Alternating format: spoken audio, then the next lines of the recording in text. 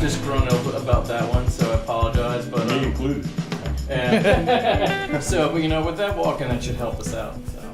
Yeah. Well, that's good. That was a long time coming. It is a long time coming. A lot of things for are everybody. A long time coming. Brian, What's up, man? do you want to do the intro? What intro are we talking about? I God think damn we it. should do an intro. That would be fun. No, it's just I Brian thought we- always says who we have in the studio. Well, it's usually after we've kind of sat here and acclimated for a minute. But yeah, I mean, we've got Well, that's Brian only 'cause Cox and Ben Bankey in here from Oak Road Brewing Company. Here, local Summerville brewery, the only one in town right now. That's who we got. The only the intro brewery in you're talking Summerville. You know, when I worked at Lowe's. The first and only The first brewery in and Summerville. only. Okay. Historically, the first. Are you not on First and Instagram, only. Brian? He is. He's under Dale's Ben's B. worried about what's going on with I'm social media. Well, that's fine. I mean, Trying to. I usually start recording well before we actually start the episode, so I guess that's what Dale's Brian was Fit. So they talking can hear our about. banter. Dale's Fit. No, Dale's No, B. that's my son. Oh. But you could tag him. He'd be elated if you tagged him. Yeah, they have the same exact name, which Oh, is gotcha. confusing when you're in a group message. I'm like, all right, I have Dale's Brian and a Dale's Big Brian, Brian or Little Brian. right? And Which they one's both- Junior? Which one's the That's smaller funny, the version? small one. Yeah. Regardless if he's son or not, he's still the smaller one. No Yeah. offense, man. No, he's definitely. He didn't get my tallness for sure. Oh. My younger son did, but Brian did not. Mm. Alex is taller than, or Alec. Yeah. Yeah. Yeah. I won't tag the location so people don't come. That's the way it We goes. should tag the location. No, I That'd be funny. mean, come knocking on the This door. is already. Dude, Is this that place with the sexy legs? It's like you can, it's like a not a geotag. It's It's got to be House of Zen on here. Or is it? No, it's on Foursquare. Yeah, Foursquare. Dale's So you Zen can't Garden- actually tag it. Dale's Zen Garden and Pub it's is not what showing we are up. on Foursquare, but Yeah. we haven't loaded this as a Foursquare location yet. Or the studio. Yeah. That's close enough. You Yeah, have it's where we're Craft at. Conversation, Craft Conversation Studios at the Dale's Zen Garden and Pub. At Is, the Dale's Inn Garden Pub. That's funny. officially what we. So the other night we had Caleb on here, Taylor. We haven't posted that yet, and we cracked open a local ice house, That's Oh. awesome. Edge Yeah, I never heard of that. malt Yeah. liquor. Brian told me that story. That was funny. They I wore my Budweiser InBev shirt. Did you serve it in a brown paper bag like they did in Philly a long time No, ago? Close. we did pour it in the shaker glasses though, in Yeah, regular absolutely. pint glasses. It was great. He made like I two should have sips gotten in. some, Was like- like, We should have gotten Crazy Horse. I was Malt- thinking malt some liquor from Mickey's grenades or something. Well, I was gonna I used to get. drink growing up in Philly. I was going for Four Loko is what I. Oh, there you go. We could have done a Four Loko commercial. I thought they stopped making that. No, you can do that. I think they dotted down or something, but they still make it. 'Cause Do they? when I was in Alaska, I bought up every single one they had in Alaska because they were That's supposed to funny. be getting rid of it. Right. I was going to buy it and try and sell it, on the black market or whatever. But then Really? they never got on rid the of black it. market, you're gonna sell malt liquor. Well, a white market. Black market. Zima's back out. We should have got some of that. I don't even know what that is. That's gross. Yeah, but the biggest news today was the the- legalization of sport betting. Oh, Come I on, see man, that But was awesome. South Carolina Yeah. did not pass that bill though. They haven't yet. Just the Supreme Court for the federal government has. But of course, I'm from Jersey, so Jersey is going to be the Jersey first will be the state to do it. They're going to have betting for the NBA Finals. Yeah. That's awesome. That is Because right pretty now it's crazy. just in Nevada. Yep. Final I mean, change. Was What- it in Nevada beforehand?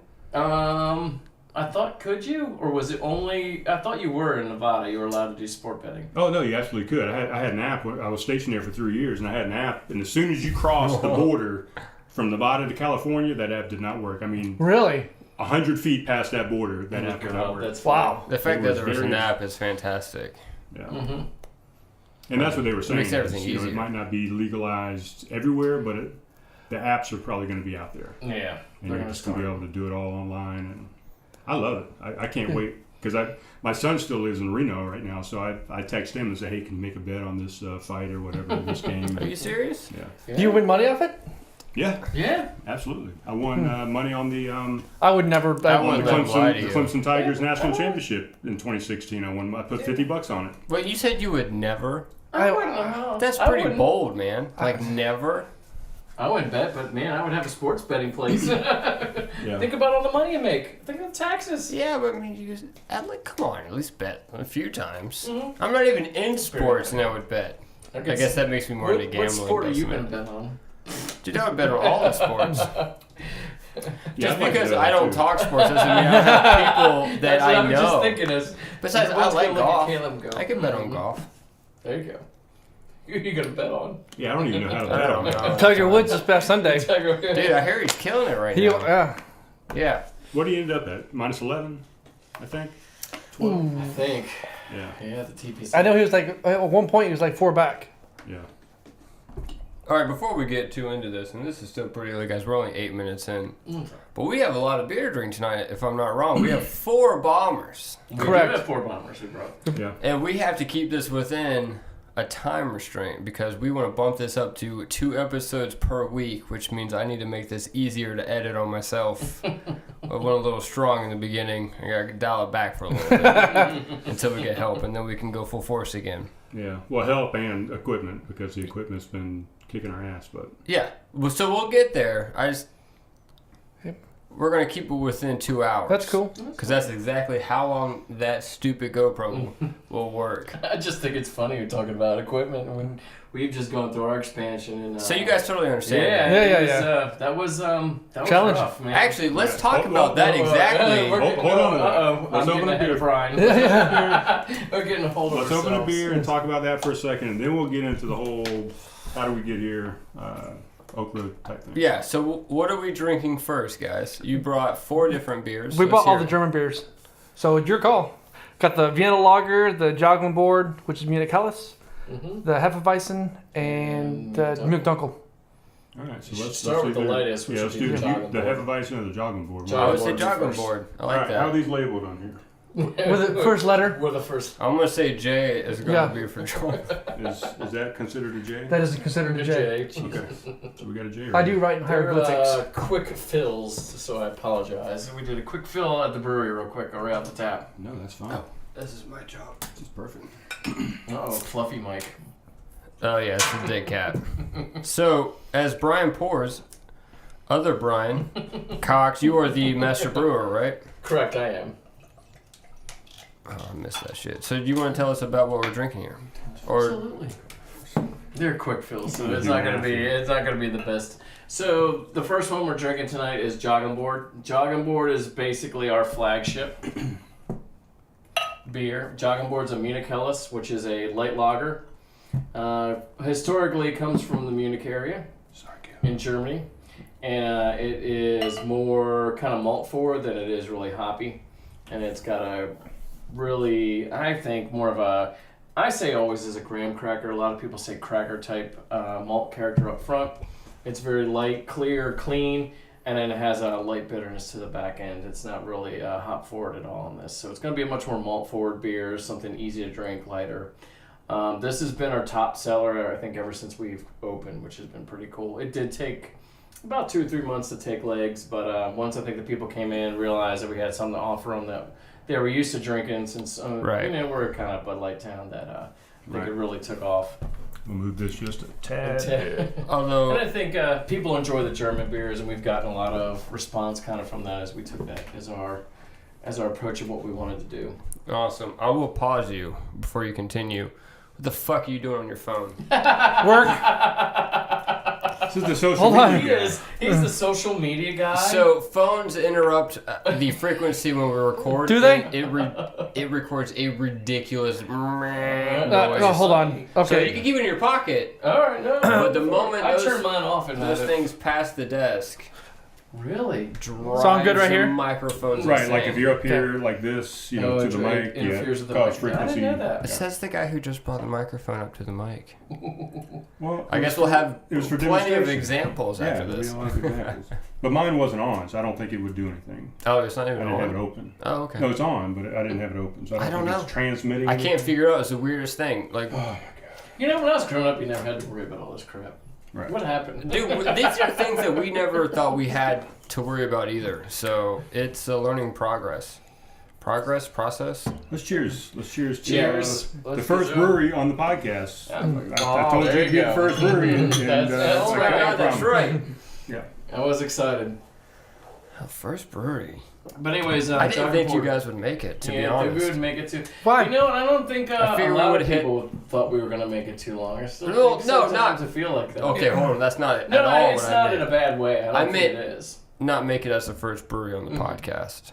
I figured we would hit someone else before them almost because we had Justin Famulari and those guys on first. That was almost the first. almost. Yeah. But they're They backed out. crazy and I mean, terrible back at out. They're just scheduling. busy. So, I also whined at Brian a lot when he was working to make sure we were the first brewery. so that's really what I meant. Like, I mean, I don't think I ever had doubts that you would end up closing as a brewery. That's just insane. The first, No, but I mean, when Come we on. opened, man, it was difficult. It's still, I think it's it's a lot of work. I don't think a lot of people understand. Like all of us still work our full-time jobs, even though there's so many people. We have a great team involved, and Brian works for us, and Caleb, you know us. It's still a lot of work. I mean, it's been a lot of Expansion made even more so. oh, yeah, of course, because you got to pay for everything you just expanded with. all that too. Yeah. Bank wants their money, right? Yeah, exactly. That's how that works. It's not like you just have money to send in the bank. So since we're on the subject, so how did you guys all get together? I mean, I know there's, 4 of you that own the place? Yeah. I mean, how did this whole thing come together? Oh, Ben could tell that story. It's Yeah. a good story. Actually, It is an odd. I've heard that story from you once before. I think you did a good job. It's different. It's a unique event. It is a very unique story. It probably it's just I'm amazed that it worked. Really, I've had a bad day at work, working for the government. Not having any budgets passed and constantly. My phone went off. Did you get that interfere? I'm sorry. There you go. Getting better. Yeah. Grades So improving. I had sent an email and said, "Hey, this is it. I'm done. Starting a brewery. Oak Road Brewery. Gonna put Summerville. Tired of this shit. Can we swear?" Oh, yeah. Are you kidding? Please, better. Caleb complained Well, because the I swear editor too from much. Patrick and Leighton. So I just went out and just said I'm starting a brewery. I had no idea what I was doing. Zero. But people kept saying you talked to Brad Mallet. So I was across the street, opened up a checking account. I said, well, fuck, I'm here. Let's go talk to Brad Mallet. He wasn't there. I know. Surprise, Brad's out doing a million things at all Right? times. Holy crap. So I left a message, and he called me back. So I went in, kind of find out Brad and I did the same exact thing in the Air Force. He was interested in starting a brewery a long time ago, but Brad's got a million things on his plate and just didn't get around to it. So he said he'd be interested in helping us out. He's like, I feel obligated to let you know that I've been talking to somebody before as brewmaster, and I just feel like you guys should meet. If it doesn't work out, that's fine, but I just feel like you guys should hook up. Fair enough. I said, sure, no problem, that's great. So he set an appointment for Brian and I to meet up at the coffee shop. We met, I brought some beers for him to try. I went home and told Frank, said, fuck Wait. that. That's what the best part of the story. He met me. He said, "Fuck that." Yeah. Okay. Let's reel this back in. All right, first off, you brought beers for him to try. I did, which was a horrible mistake. So you were home brewing on your own before Yeah. then? Right. Okay. No, Now, I was homebrewing, but I wouldn't. was your goal to be the head brewer of your... No. Okay, I so just you wanted to just start a wanna brewery. be a- I was planning on brewing. Okay. I'm glad if that need be. didn't happen that way. Okay. As I've learned so much since. So, how did you and Brad meet? Because in that story, that doesn't explain that at all. No, it doesn't, because Brad and I met in, I can't remember. Farmer's now. market or something? The farmer's market when he first started and he opened his business. That's how I met Brad. And he said he always wanted to use the place we're in now. He always wanted to make a brew pub out of it. And then him and I had talked, but I would just been a home brewer. But I thought that'd be really cool, interested in being a brewmaster one day, or even working in a brewery one day. I thought that'd be pretty cool idea, and that's kind of how that connection got made. And from there, that connection got made with Ben, and then that's how I met Ben. Literally totally out of the blue. I mean, Okay. never friends, never Nope. acquaintances. Totally, probably not what people would say is the smartest way to go do things. Right. However, I think in the long run, it's worked out awesome. Personally, I mean, it's really can't have a better partnership and relationship, is what I would say. Well, that's a good turnout because where Ben left us before I interrupted was fuck that. It was fuck that. So, which is the best part of the story. Everybody looks at us both when we told that story and go, what the? Oh yeah, I'll let Ben elaborate. All right, sorry, bud. Go ahead. Well, I mean, he says, I was a home brewer. And at the time, I didn't understand the difference. He already knew the difference between home brewer and professional brewer and all that. So it's really intimidating, to be honest with you. And he's got an outgoing personality, and he's type A. So ain't no beating around the fucking bush for Brian. Right, yeah. So I'm like, I don't know if I can work with this guy. Because we're all essentially type A personalities. I'm like, I don't know how this is going to work. I said, but he's smart as fuck. And he knows a shit ton about beer. And I just think that it's worth it. I'll dial it back. I'm pretty easygoing. Let's see how it goes. And like new people, we went through our ups and downs, and we fought. We had arguments and all that. But honestly, it was it needed to happen because it brought us closer in the end. Right. Because when it come down to it, we both wanted the same exact thing. Yeah. He knew more about it than I did, and he knew how to get there. But it just worked out. The partnership is like yin and yang in a way. Okay. So when you introduced the beers to Brad, what were the first beers that you introduced? You still doing those today? Brad was really more hands off. He helped us in the beginning run the tap room because we were trying to balance jobs. But for the most part, I was always intrigued by doing German beers because I lived in Germany for 6 years. Okay. Brian loves German beers.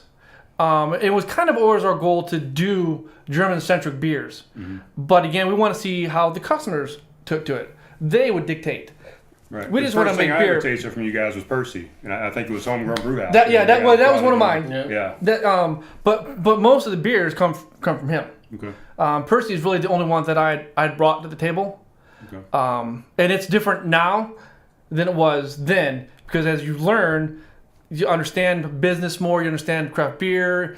When I did Percy at home, it was 9.5%. It was what? 9.5%. All right. What is it now? 7.8. Yeah, 7.8 is what it comes in at. Gotcha. We really toned it down a little bit, so we didn't. You just want to. You don't want that kind of environment. People. Yeah, you don't need people hammered and we want people to come and relax, not be an asshole, and just have.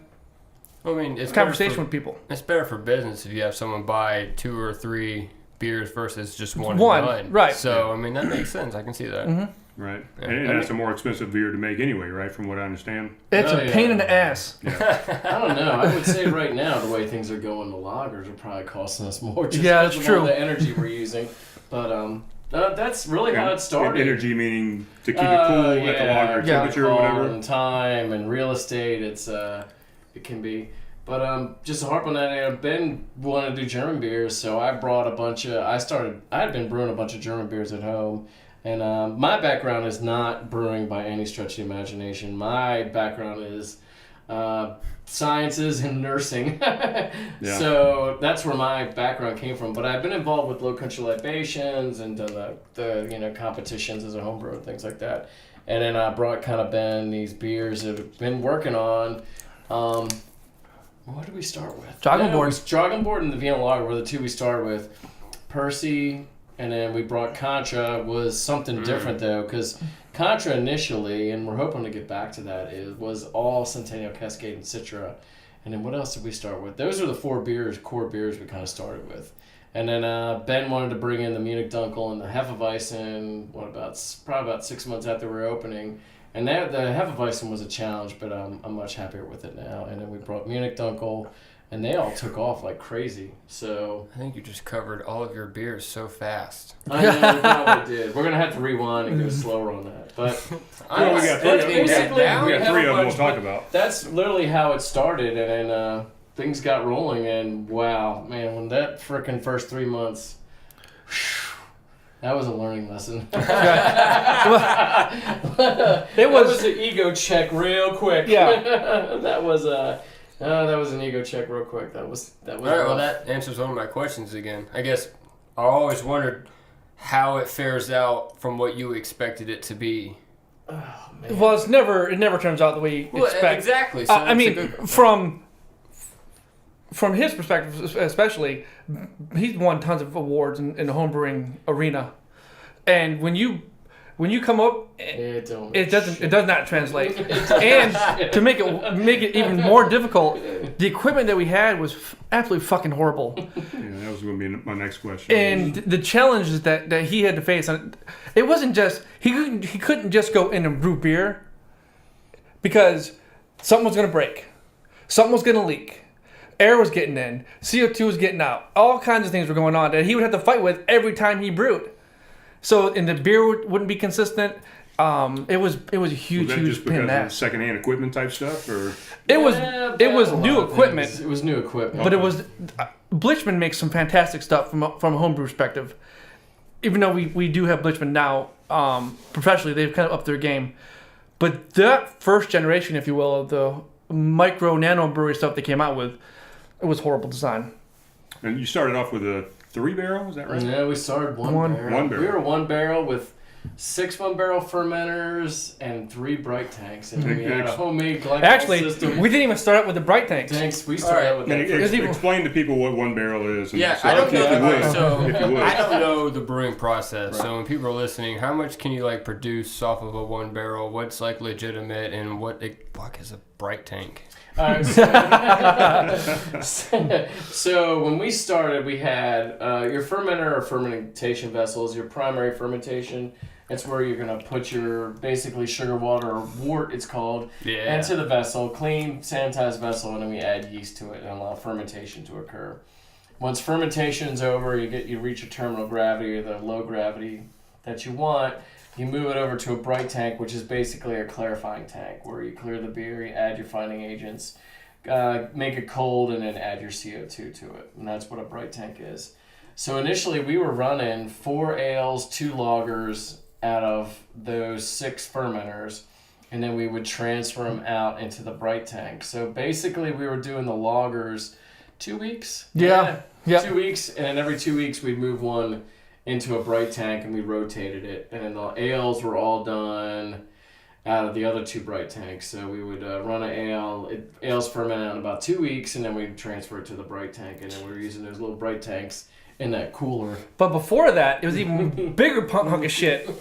So I don't know if you remember that room that used to be in there. The brew? The room. The Remember room. that room we We said built room. inside there? Do you remember the room? I don't even remember. Yes. Oh my yeah. gosh! Yeah. You tried to create like your own little refrigerator. We did exactly what we did. We did that. And we would cool the fermenters were in there. Oh, I do remember. Yeah, Yeah. I do remember now. And in the back, it was another room inside there where we had kegs. Initially, we were trying to carb into kegs. Wrong. Like, we did that once. The beer came out, something happened, and it was like, bright tanks. We got to put bright tanks in here. Oh And then from there, we were trying to control temperature, all of them together. And then it was CO2 leaks. You're in a confined space with CO2 leaking. Yeah, we had Like, CO2 leak we got to one take day. this death trap down. Oh my gosh. Wow. So yeah, I would say, like, if you look at the start, man, I look back every day and I walk in, I'm like, wow, man, I actually have like real equipment now. It's like stainless steel, 304. I got real pumps. I actually got real hoses, and I think back those days when we started, I really didn't know if we were gonna ever get out of that, because that was just horrid. How many was- years? Inconsistent. It was We're gonna just, talk I don't know about how that, we but- survived that. So what? The So how 3 big are you months. now? What are you using now? So now we actually really Greg Schuler is Schuler, right? Yep. Out of Bankey, South Carolina, VP there. Got to give him a lot of cheers. He actually Ben met him. What's the guy's name? Greg Schuler. Schuler. Sure. S-H-U-L. S-H-U-L-E-R. He's gonna be so mad that we can't remember his name. Well, I think you got it. But I I think think one of you got it out of the 2 of you. I got it. Plenty of letters. But anyways, so we've been working really hard for those 2 years brewing, and I think after we got through those first 6 months, and I think when I finally got my act together and realized that we didn't know what the hell we were doing and got things going in the right direction, I think that's when things started becoming much better. And we took 2 years and worked really hard. I mean, we worked really hard those 2 years. and did the beers at Christmas, which was the dumbest thing I ever think I came up with, but is absolutely the greatest thing. That is right. Are you kidding me? That's awesome. No. I came to band.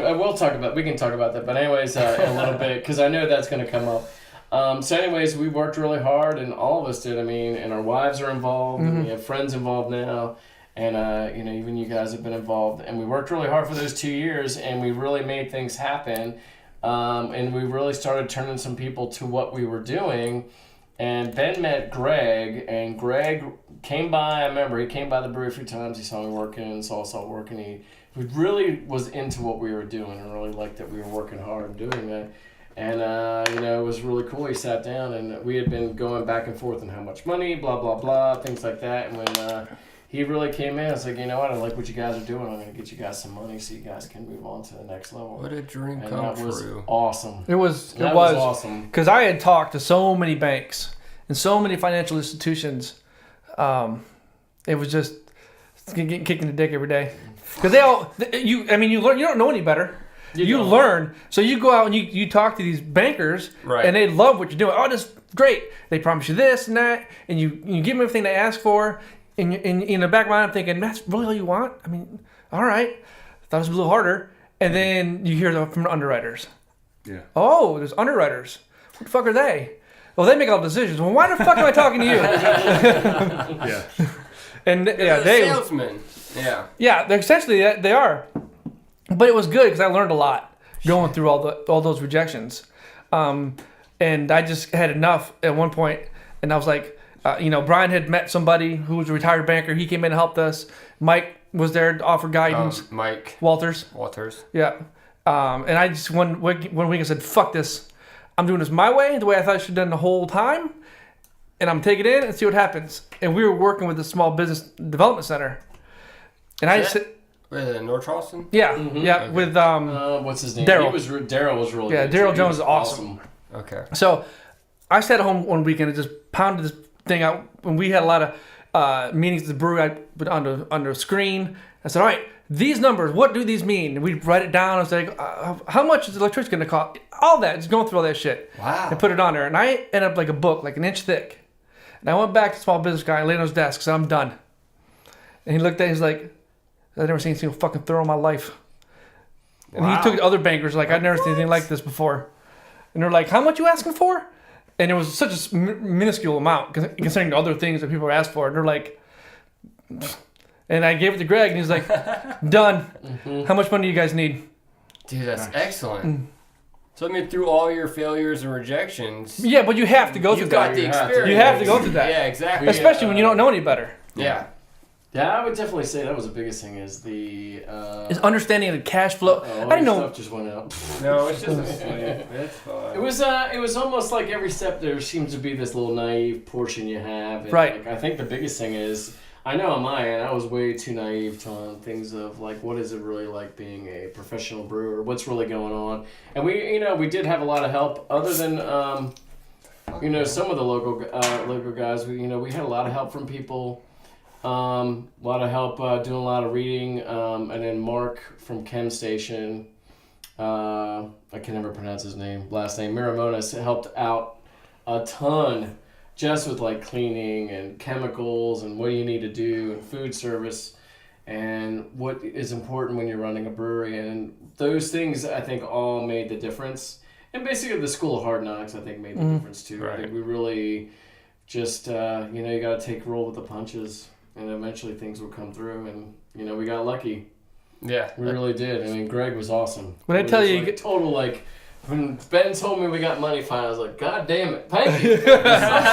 Someone sees what we're doing, and it's not just. It's validation. Sometimes it's not just what you're doing; it's how you're doing it, and the hard work, and the blood, sweat, and tears. Right. It's like it's pretty much like that brewery's like a part of us now, all of us. I mean, it's like. Really, we've grown and really grown into it, and it's a big part of our lives now. Actually, probably a huge part of our lives. It is. It's pretty consuming. It's some people. It's like I go to work and I go to the brewery and then maybe get home. Yeah. Yeah, sleep. Just poured us another beer. We got empty glasses. And we'll, all right, kinda- You have empty So- glasses. we'll continue from there. Is this going to be the Vienna lager? No, we're going Hefeweizen. He's going Hefeweizen. Oh, okay. Sorry. Is that cool? I mean, it's already Yeah, open so now. the Hefeweizen actually was Ben's idea. He really liked Hefeweizen. I was a little shy on this one just because I was not comfortable with the yeast. I've never worked with Hefeweizen yeast, and he recommended, we tried some stuff, and it didn't really go the way we wanted. And then Ben was like, try the 351 from White Labs. I've used it at home. So I tried it. I got frustrated with it. But then I went back and I did some reading, did some research, looking online, talking to some people, and then went back and reconfigured it, and we had actually some successful batches. It took about 3 or 4 tries to get this one right, but once we started getting it right, and once it's even on the larger system, getting it converted over to where we needed to be, it's definitely a really great beer. I actually really enjoy it. I'm not a huge Hefeweizen fan, but I do like having a nice traditional one. So it's kind of orange in color. It's a little darker. It's made with the 351 from White Labs. It's it's Pilsner and wheat. Pretty much almost a 50-50 split. God, I wish we had Oak Road glasses here. I know. No Oak Road glasses. We should have brought them. I know. I'll steal some. I know I can get some. And so this one, we did much more stronger banana note than the clove note. So this one has a huge... Yeah, how does that come about? I mean, how do you give it a bigger banana note? The bigger banana note is what I do is underpitch the yeast. So you pitch the yeast at a lower pitch rate. So what you're doing is actually stressing them out as they grow. I use the same kind of oxygen profile we use right now. And what I do is start the temperature real low on the fermentation at 64. So I make the yeast really struggle and grow a lot. And as you do that, it sends that they, at the lower temperatures, put more of the banana esters out. Okay. And it's the clove. And then what we do is once the tank is full, we let it free rise to 70 degrees and let it sit. And it's usually done in about 10 days. And then we don't clarify this. It's straight up unfiltered Hefeweizen. Right. Which is the way it should be, right? That was a crazy formula. Just for extra banana. Yeah. Mm-hmm. What the hell? I know, and we're doing it blind. We don't have a full lab like someone like Sierra Nevada or some of these other big breweries. We're really doing this like a lot of times. It's trial and error, and I'm like, oh god, this really is not the way we want you either. This is like, and now it's even worse. This is not the way it should be done. And, I understand. I mean, now it's even worse or more stressful, right? Because you're on a 10-barrel system. So absolutely. to get it wrong is what's a real bad day. What's worse is that it's out there now, and people have expectations. That's true too. So you want to produce the same thing over and over again, but again, it's a money's game, and we're small, and we'll get to that point. We want a lab. Once we get that, then we can make the beer consistently, because he can get into all the science nerd stuff that he loves. Yeah. I'll tell you what. I think I don't know what it was. 2 weeks ago, 3 weeks ago, the guy from Germany. I've had plenty of guys from Germany come into your establishment. This guy said this is by far the best Hefeweizen he's had in the United States, and I think. Maybe you asked him, or somebody said, "Is it the only Hefeweizen?" And he said, "No." He said it's fantastic. And I've had quite a few other guys come in to say, the Dunkel is very good, and the Vienna lager, everything is true to style, German. So that's what we're trying. Yeah, and that's really cool to hear. Like, I know I've been there too a few times. We've had some German people. Some of the guys from Bosch and Mercedes and Daimler, is it too? Yeah, have come in and said, "Oh, these are really good German beers. You guys are doing a really good job," and it's really cool to see that. Yeah, it's a testament. Mm-hmm. I remember some of the Air Force guys come in and say, "Hey, man, this is like what I was in Germany or in Europe," and that's fantastic. Really cool. Yeah, I mean that's why you're doing it, right? Yep, absolutely. Yeah. So you haven't made a Kolsch yet, have you? Isn't that? Yeah, we have. You have. Mm-hmm. And we do it every October. The hell? Which one is that? The honey Kolsch. No, the honey Kolsch we did once. We do a Kolsch the whole melon with the whole melon and the what's the other one I use? I can't even think. The two of the newer Mandarina hops and Mandarina. You guys serve it like fruity. Traditional German Kolsches? You just we don't have. No, we don't have stangs. Oh my gosh! I know. What is this? We have one right over there. Yeah. So in Germany, yeah. So in Germany and some of the areas, so what Caleb's talking about is in Köln or Cologne, we say in the U.S. is an area where you only find Kolsch beers, and there's only like 5 or 7 Kolsch breweries. And actually, our distributor has probably the best example that you can get in the States, which is the Fru by Sorry, am I making too much noise? No, I'm just making fun of you. That's all. Fun of me because I'm tapping. Is PJ Fru, which is from Cologne. So in Cologne, you can only make Kolsch. Kolsch can only be made in what's called the Cologne region of Germany. So it's made with an old ale yeast, it's called, or you'll hear it a hybrid yeast. And it is a yeast that actually will ferment at lower temperatures between lager and ale. So that what that means, you can ferment it at like 50 to 58 degrees, and you get this kind of like pseudo lager. And then just north of that is where alt beer is made, is Dusseldorf, which is in, I believe, northwest. Just up the river from. Just really up the river, yeah. Actually up the Rhine, isn't it? I think so. No, I can't remember. My geography's bad. But anyways, in the Dusseldorf area, they make alt beer. Lord of the Rings. Yes, Lord of the Rings. Just up from Middle Earth. And they make alt beer. Alt beer is made the same way with a yeast that's kind of like a hybrid or ale yeast that can ferment at cold temperatures. Their beers are more like an amber color. Okay. Amber. Whereas the Kolsch beers are more a lighter, light golden color. Yeah, I mean, Kolsch are generally light-bodied. They are. Lighter alcohol content, so you get easy drinking, refreshing. So, in Dusseldorf, would it be a heavier body, more malts maybe? What's the variance there? The variance is color. They can be a little more malt forward because they'll be made with Munich malts, which have a little more bready character, and then give you more of that rich character, and they'll also be a little more bitter. So a little more hop character to them, and not really like hop character like IPA, but like a hop character like a bittering hop to kind of balance out the Okay, I see. I get that. I think we just educated for me. everybody on. No, well, when Caleb was on previously, and he went through the whole like hopping thing, and you've got like bittering hops and like flavoring hops. and aroma hops, and like I did not realize there were so many things that you have to do. And they're the same hops. It's just different times that you put them into the oil. But still, I mean. Yeah. And someone's brain is like, you just throw all of it together and it makes beer. But no, it makes a huge difference. Yeah, when you put it in. It really makes a huge difference. So, and like Sam, people love the Dogfish Head IPA forever. And he came up with a continual hopping. So throughout the whole entire boiling process, his hops would just continually drop in. I've got 60 minutes worth, 90 minutes worth, 120. Yeah, exactly. Right. Nope. Oh, so that's a continual hopping. He did it that way, yeah. He did it that way. He created some machine that would constantly just drop some hops in throughout the process. No, if you go there, you remember the old I haven't been there boards? yet. I don't know if he'll remember because Caleb's not that old. Remember the old hockey boards that vibrated and you put the plate Yeah. Oh, yeah, that's right. That's what he used to make the... You don't remember that? No, Caleb doesn't. Yeah. Not the hockey ones. Which one? The football one? I know football. Okay, yeah. The football one, you put the players on. And they just vibrate around? That's what he kind of basically no. used. No. I think they just vibrated around. That's pretty much what they did. That's what they did. What was the point of that? I don't know. It entertained us. It entertained you in the 80s and late 70s. How did you even play that game? Now we're showing our ages. Caleb's showing how much young he is. I know that makes me look like a baby. Well, you're pretty young. I mean, in this room. I mean, compared to this guy. Brian's got us all beat. Actually, no. We had Clayton. He was 24, so Yeah, I haven't been the youngest person in the room every time. Yeah. But this is really, really good. No, the Hefeweizen is definitely good. All of them are good. I mean, and I see why the Jogglin board is definitely a number one seller, and it definitely is. I mean, just from working there, I can see that people order that shit all the time. Oh, yeah. All nonstop. Well, we had Jogglin board at Lowe's when I worked. Obviously. That thing lasted not even 24 hours. It was just gone. Well, the CCE, I think the very first one we got was like 5 hours. Yeah. It's so good. And You still use Coastal? Obviously, CCE. Yeah. Is it still 67? It's still 67. That's awesome. And actually, talking about Lowe's, they've been awesome, man. We're about to do a tap takeover Thursday. Yeah, the one in Lexington. In Lexington.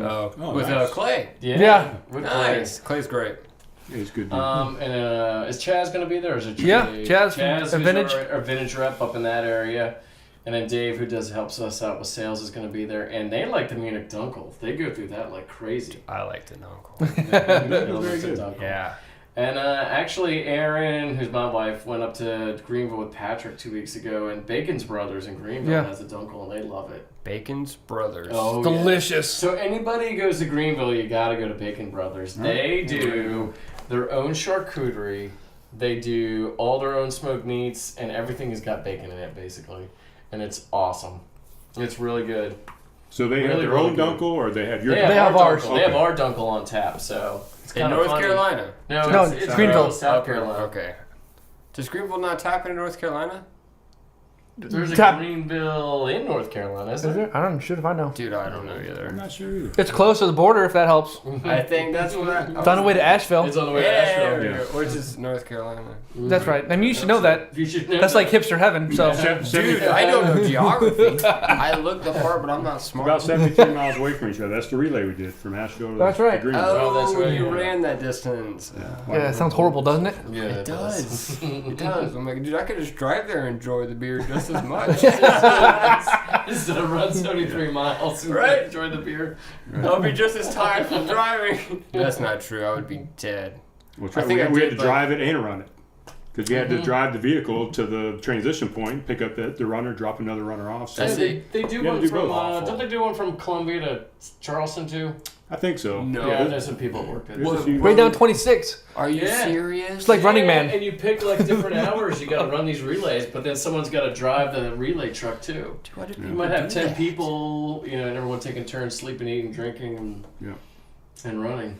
This does not sound fun. No. It doesn't sound fun at all, but I know It was people that do it. fantastic. It was fantastic. Actually, it was a great time.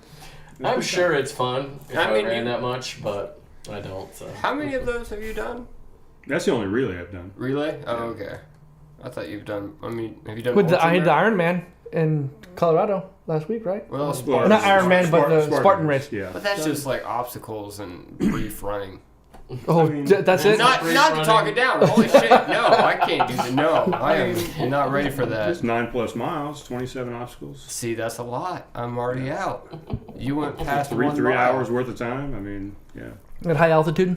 I did the Marine Corps running mud run. I did the mud run twice actually. That's it. That's the extent of Your time. That was it? my exercising. Yeah. Well, speaking of background, so bravado. what do you guys do besides, if you can talk about it, besides brewing? You say you got day jobs, so you Yeah, sadly. That's said, sadly. it. Well, when is that going to stop? I mean, when can you give? I stopped giving up on that. I gave up on that recently too. Damn, guys. Well, But I mean, it'll happen at some point, hopefully. our goal is it will happen where I work. They all know it. I won't say where it is, but I'm an ER nurse. I work in a level 1 trauma center here locally.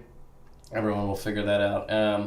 And I've been an ER nurse for the last 10 years, and then I worked pediatrics 4 years before that, and then my background is EMS. I was a paramedic here at Dorchester County, and then and I went to school up in Philly for paramedicine, and did my ride-alongs there. So currently I still work as an ER nurse.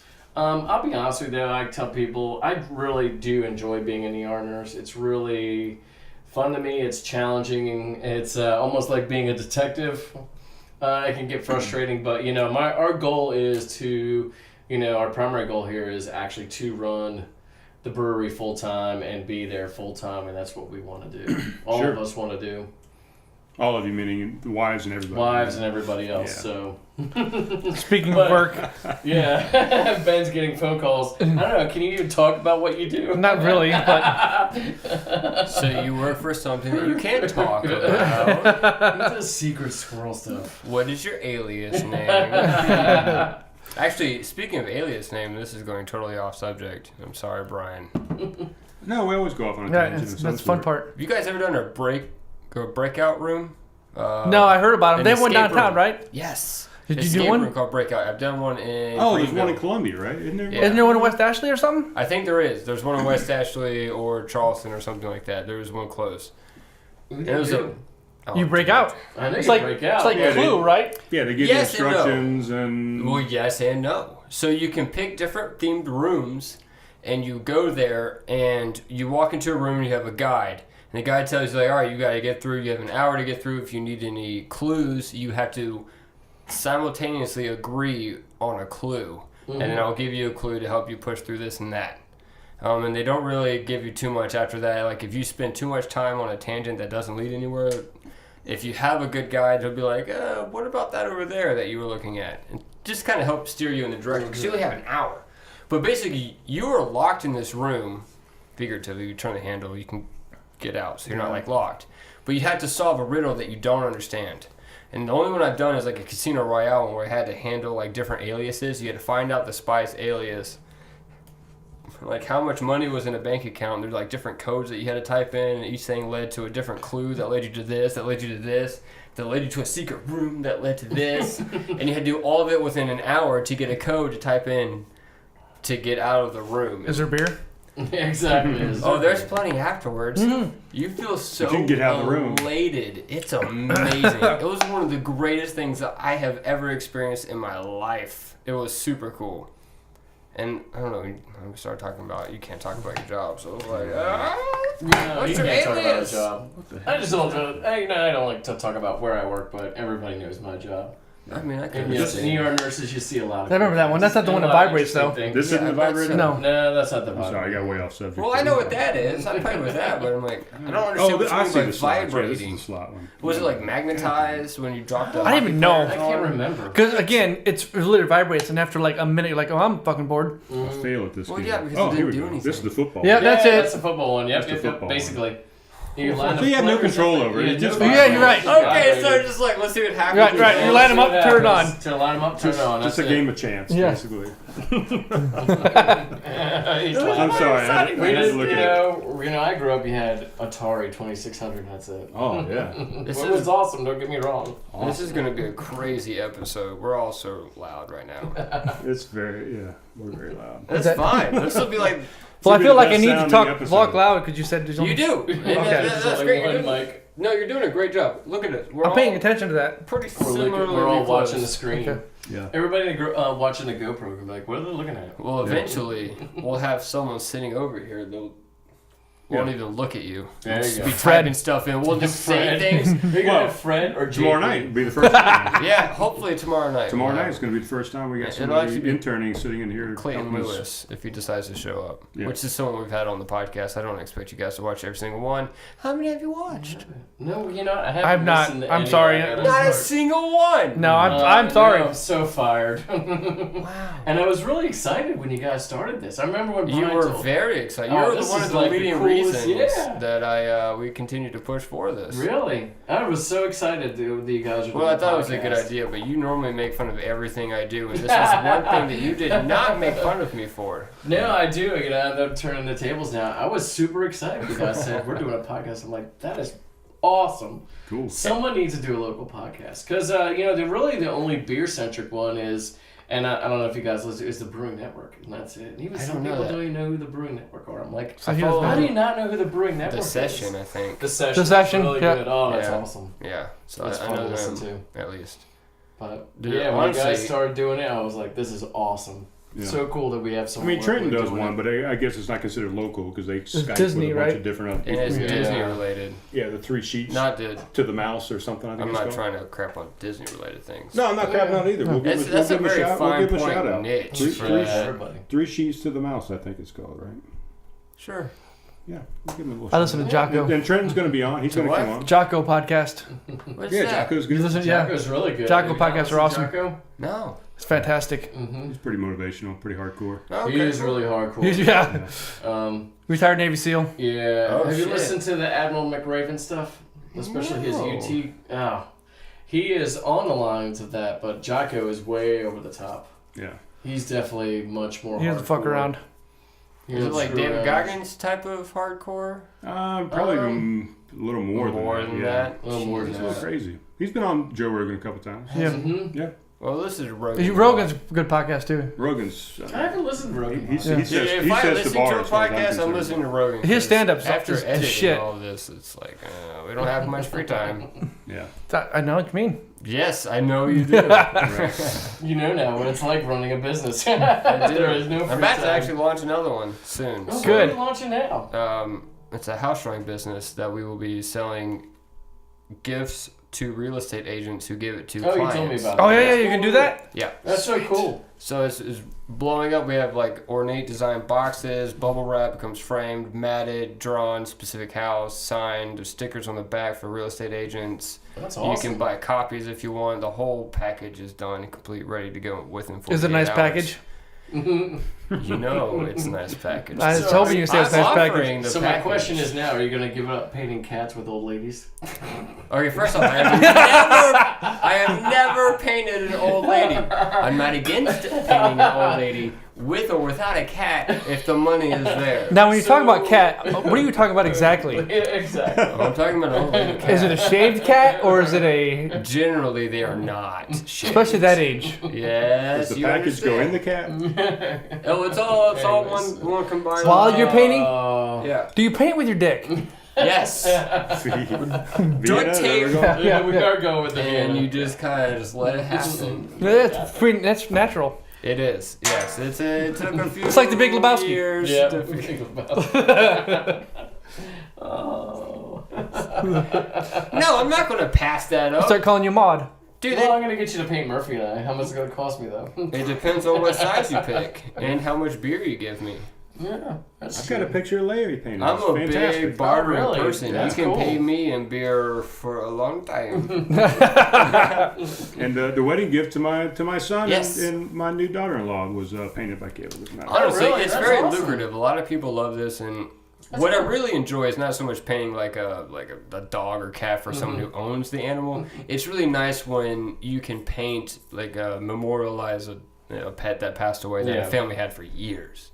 Which I got to do this past Mother's Day. I did that, and the mom cried and all that stuff. And there are moments where it makes sense. I'm not just painting a goofy dog. No. But Cool. it's equally as nice to get paid Oh, just yeah. to paint Money's a Yeah, yeah, goofy yeah. ass dog. So I mean, At the end of the day, your time is worth Gotta money. pay. That's right. Exactly. Don't forget that. it's fun, it's relaxing because it's my hobby. So I mean, there's no reason to cut it out if it takes me away from what I consider work. Speaking of that, if anybody would like to advertise on our show, please send us an email to craftconversationspod@gmail.com. Well, first off, this is our podcast. I'm not advertising. I'm just Right. describing. No, I'm saying he said make money off of it. So just put I a told pitch him in we there. would real quick. eventually, once we should, You wanna if we had finish more that? money or more funds, we would definitely work with them. We'll show Absolutely. sponsorship. All right. Well, we have Help something to somebody pitch else. to you in a little bit. Right. Oh, what are we We're doing So we're doing the Vienna Lager. Vienna Lager. So this was one of the originals too. So Vienna Lager is it's actually from Salzburg, so it's dark amber in color. It's gonna be very rich, kind of bready, a little bit of toffee, a little bit of caramel flavor to it. It's clear, a little more bitter than the Jogglin board to balance out with all the malts that's in it. But still easy drinking session beer like we got most of our beers. I think the only thing that's high alcohol right now is really the CCE, Contra, and Bipolar, which is our Belgian double. Everything else is pretty much sessionable. And that's also what's going out in distribution, which has been great. And Because, CCE actually used to be relatively sessionable, if you will. well, yeah, it was for 5.4, and now it's like 6%. So when you say Yeah. sessionable, you're talking about an alcohol content. Yeah. Look, 5.2 and less, 4 to 5%. Okay. Something you can drink a lot of and you don't feel like you're inebriated, and that's what we wanted to do. Everybody is so still into like the more hops, the more alcohol, and I think those trends are changing. Are they? I think unfortunately, it's Well, it not depends on what part of the country unfortunately, you're in. Yeah. Part of the country you're in. I think South Carolina is still very. We are in Charleston area. We're really big. People have said we're the San Francisco, the East Coast, that we're becoming more food oriented and things like that. But I would say the beer drinking is still kind of naive, meaning that one in Summerville, it's still a new thing. They are having it's something different. It's getting out of that rut of your Bud Light, Coors Light, which I think we've kind of conquered. And a lot of people still are what we consider like hopheads. They just want to have hoppy beers, or they want things with high alcohol, and they're not appreciating. Sometimes they don't realize that there's other spectrums there other than just 10% alcohol. Yeah. and 500 pounds of hops. So, and that's what we wanted to go after. Really, is that session? You can come, you can drink a few beers, you can go out to dinner, come back, have another one. You don't feel like you're totally inebriated. And much like here, we want people to hang out and have conversations. Right. True. You don't want anyone drunk staring at themselves in the mirror. Yeah, and we really wanted to make it a publican type place. Where if you go to Britain or you go to Europe, it's a place you hang out and talk about the news, weather. Public house. Drink a beer, drink a few of them, and play family. cards. Like I said, living in Germany for 6 years, that stigma of alcohol is non-existent. So you go to the local public house, and there's families there, and the parents are drinking beer, and the kids are there. Okay, I see what you're saying. So you don't have to be like, oh, we're going to a bar. Right, it was so taboo. Back. It was just everything just kind of coerced to work together. Right. That's awesome. I never even thought about that, to be honest with you. And a lot of people, I had someone that I work with came up the other day, and they loved it, that kids were there, dogs were there. It's very family friendly. That astigmatism that there's alcohol there is just not there. And you guys know, you've seen Patrick and Leighton running around all over the place. Patrick can tell you everything about that's going on in there. And we really wanted to make it family centric and take that astigmatism away, because it's really, there's just beer. It's just beer. There's no need. And I feel like that's pretty much the entire scene in Charleston. Every brewery, all 26 of them or 27 of them there are now. I think it's always a family oriented. Pretty much everywhere, I think. But you guys do it very well. Not everybody enjoys dogs. Guys, not enjoys them, but not everybody allows dogs, I guess is what I should say. So I think that's a cool aspect to the place. People like to bring their family, and dogs are family to a lot of people. So I agree. Yeah. I see Murphy. And I think a lot of that stems is an extension of us. Is the fact that we have kids, and they're going to be up there, and we have dogs. Right. And when you're working full time and at the brewery, sometimes that's the only time you get with them. So you bring them with you. Right. You manage your time where you can. Right. It was funny because Saturday afternoon they were working outside on the comics, and the cooler, and I was brewing, and Leighton was playing blades with one of the customers. Beyblades. Yeah. Beyblades, it was freaking awesome. Yeah. But Patrick's done it too. Patrick and Leighton will be there playing Beyblades or Pokemon or something on the Xbox or one of the games consoles, and you'll see that even the customers get into it. It's pretty cool watching it. Yep. That's so awesome. My grandparents had a general store when I was growing up. So Yeah. we would go up to Lowe's. Not Lowe's. Can't get that place out of your mind. You just work at a... Was that the hardware store? Yeah. It was. Well, it feels better for me to say out loud. It was a hardware store. We would go up there as kids. We would just hang out. We spent so much time up there. It just became like common ground. It was a good memory. It was nostalgic, and that's a really cool. Like, a brewery? Are you kidding me? I would have loved to hang out. I would have loved to hang out in a brewery as a little kid. Right. Yeah, I think so. Well, even the gas station was cool, I guess. But, Yeah. But if you think about that, the kids that come there now, as they grow older, that stigma of being around alcohol and beer and all that will be gone. Yes. Right. It's not going to be, I need to go hide out in the woods and pound a 12-pack Bud Light to get hammered. It's like, I've been around beer my whole life. Right. Takes the taboo out of it. Right. Because that's the fun when you're a teenager, is the taboo. Yeah. But also, you're just making your kids the badasses in high school. Yeah. He doesn't even care. Yeah. I wonder some days, hey, Patrick, unlock the brewery. But and it's the way you've seen our equipment. Everything is right there. And people feel very in touch with everything. It's really interactive. And it's screaming out again.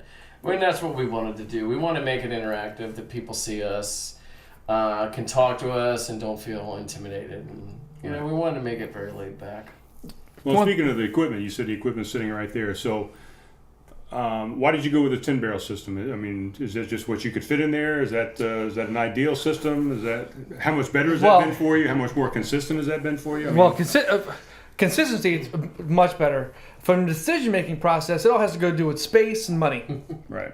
And the biggest thing was money. Really money. Right. But you probably couldn't fit much more than that in there, right? We really can't. We could maybe get away with one more fermenter.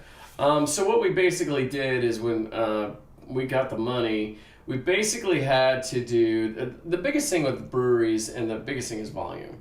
You got to make volume. So the only place you're going to get your volume at truly is your fermented volume in your vessels. So we knew, we were looking at the numbers, we thought about going with a 7-barrel, 6 7s? Yeah. But it was going to take up a lot more space than we wanted to. So I was looking things, I was like, why don't we just do 4 10s? It's the difference in money was minimal. Mm-hmm. And I was like, we'll just do we got a 3.5 barrel system. It can fill the 4, I run 4 barrels at a time, so we run 3 runs per beer. I was like, why don't we just do 3 runs per beer, and at least we're getting 10 barrels, and we could fill it with the lagers. We overfill the fermenters as high as we can, pretty much up to the dome at the top, and let's just do it that way. And that's how we decided to do that. Okay. And then, go ahead. Were you saying something? No, I was saying we're shit. And then we met our other lifesaver, which was Clint Kern. Yeah. Who's been awesome, who's our mechanical guy, and he did all our glycol lines for us, and Schoon from Snafu. And Snafu. That's your cooling lines, right? Yeah, it's all our cooling lines, that big running thing outside. Yeah. With all the glycol on it. Yeah, I think Schoon told you about him, and Yep. Chris Brown from Holy City. Yep. Because we were in the middle of doing an expansion. I was trying to find out the best way, and Chris call Clint. And I came back and told him, he's like, yeah, Schoon said the same thing. So, and Clint was like, he came in, he's like, oh, fuck that, you need this. And he was right in there. He didn't fuck around. He's business. Got that shit done, and it was humming like a bird. Heck yeah. Yeah, which definitely helped us out because people I was talking to and Ben were talking to, I'm like, man, I don't know about this glycol crap. This doesn't make any sense. Because we knew glycol was going to be the other big purchase other than the fermenters, just because of the cost and the expense. And when we got to talking to Clint, it was just much better conversation. He was like, yeah, don't listen to all that bullshit. Right. Yeah, this is what you need to do. So. And if you look at our glycol system compared to any of the other breweries out there, I would say almost every brewery except for maybe Holy City's new one, but every brewery's glycol system is in the ceiling. Right? What the fuck are you guys even talking about? If you walk in a brewery in the back, you see the piping that's in there. I see a lot of piping. Yes, right. We have But a lot of breweries now. have that high up, right? So if something happens, then you're up on the ladder fixing shit. Clint doesn't do it that way. Oh, that's right. Schoon does it this way too. His is lower. So if something breaks, it's just right here to fix. Okay. So and that's not. We were just going to copy everybody else because you assume that's the way it's supposed to be done. Right. But Clint's like, no. So hold on a second. You're raving about the fact that you guys decided to put pipes closer to where you were. Yeah. Oh my God! We've already had the system break. This is an astronomical idea. Yes. Yes, because if you why go in to the world are breweries people putting where the pipes so high? funny, I don't know either. I don't know. Every brewery I've gone to, they're up in the air, and I'm thinking, man, Clint's idea was much better. Just put the stuff right here at waist high. So you you can can cut work on lines and redo the piping right there. Yeah. But yeah, our glycol system is basically so. Those tanks that we have 410s, and they have 3 inches of polyurethane in from that outside jacket to the inside. So if you open the manway when they're cleaning them, there's like 3 inches there of space basically that's insulation. But the glycol runs in it it looks like if you pull the shell off, it looks like bubble wrap, half of it. So our glycol keeps everything cold, and unfortunately, since we do lagers, we do a lot of things at 40 degrees, 50 degrees, and it keeps all our tanks cold. So it was a big purchase, and I think going with Clint was a good decision because he really helped us kind of point us in the right direction. It got us a really nice glycol system. Dual pump. With dual pumps in it, so if we have a failure in the middle of summer, We're still coming, we're still running, we're still humming. Yeah. So he was really good and just kind of helped us out on those things. So I really have to say we got lucky because then we met John too. You introduced us to John. Yeah, John's electrician. Commercial electrician. He's been awesome too. So very cool. It's all about making good contacts in business. Agreed. And since you've got those 10-barrel systems now you guys are distributing, correct? We are distributing. And where are you guys? Where can we find you guys? Well, it does change, but last month we were in 60 different restaurants and bars across the state. 60. Holy crap, Right. man. When did that happen? If you go to our Facebook page, you'll see I try to update as much as I can, which is difficult. I know I have no time. But there is a link on there where you can see where they are at. But, Brown Dog Deli, downtown Carolina Ale House. Believe it or not, almost always has Oak Road. Wow. Yeah. Right on. The Jogglin board. They have Hefeweizen. Jogglin on tap all the time. Yeah. Evo's. Abe's always been a huge supporter of us from Evo's. Yeah, he's great. I was just at Craftsman Old Kitchen. Charlie Public House today. I saw Old two Charlie? taps there. Yeah. Oh, yeah. awesome. Those guys have been good too. Dude, that's great. You guys are everywhere. We're trying. Yeah, about Dog and time. Duck in Summerville's got Yep. us on tap. They got the Vienna Lager on tap. They wanted two Yeah, hats of that. Yeah, they jumped in. They went half barrels. They went half barrels and they were going through it. But they can go, so we don't go through all 60. They can go to Facebook and see a link you sent. Mm-hmm. To our webpage. Oh, what? Yeah, Yeah. so we're Yeah, kind of definitely. lucky. We're with Advantage, and we're in a 3-tier system. So just we're producers, and they have wholesale distributors and then retailers. So we have to go through a distributor, but our distributor is statewide. So for the franchise laws, like every distributor is franchised for different areas. We're kind of lucky. Advantage is franchised for the whole state. So literally from day when we started distributing and we released all our beer to the state, we've been in Greenville to Myrtle Beach now, to Beaufort, to Charleston, Hilton to Head. Columbia, to Rock Hill. I mean, literally we've been across the state, and that's been really cool to watch. Right. We get the sales reports and our distribution reports and seeing beer all over the state. It's pretty cool. So if you go a place and you see a beer on tap, do you order it? Yes. Absolutely. All right. It's cool. It is really cool, It's kind of funny, you always think, it'd be cool to see my beer. But you're spending the money you're making on your beer. It doesn't Yeah. matter. How It exciting doesn't is matter. that, It's so though? cool. Yeah. When you walk in a place and you man, you see that tap handle? I'm like, I want to know Oak Road. And people think it's probably funny, but and I guess just we're kind of newer at it than everybody else. It is still cool. Yeah. There's Well, that's nothing good. like, and for sure. like I said, Erin, and I know Veronica's done it, and the rest of them have, but Erin was really cool. She went to Bacon's Brothers and ordered the Dunkel. That's what she ordered, was the Dunkel, and then had her shirt on and talked to the manager, and that was really cool. Yeah, for And sure. it's engaging and it is cool. I know my wife Veronica got a little.